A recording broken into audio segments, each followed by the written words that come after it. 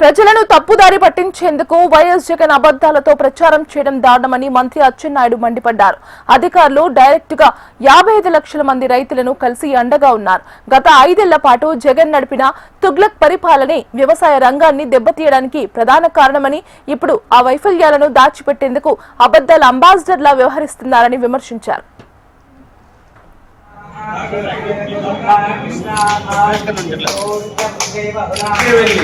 యాభై 55 లక్షల మంది రైతుల్ని కలిశాం.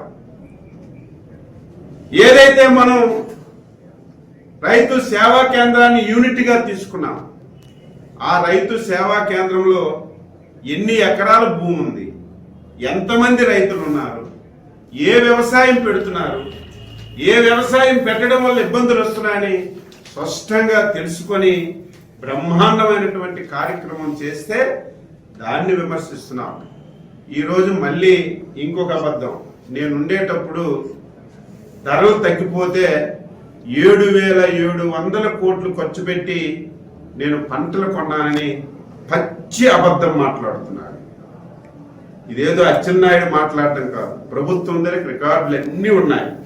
అందుకే శాసనసభకు రమ్మని చెప్తున్నాం, లేకపోతే మీ వాళ్ళకి పంపించే అధికారుల దగ్గర ఇన్ఫర్మేషన్ తీసుకోమని చెప్తున్నాం. ఇన్ని అబద్ధాలు మాట్లాడితే నేను 7,700 కోట్లు పెట్టి రైతుకి ధర తగ్గిపోతే కొన్నానని నిస్సిగ్గుగా మాట్లాడుతున్నావు. నువ్వు కేటాయించింది 5 సంవత్సరాల్లో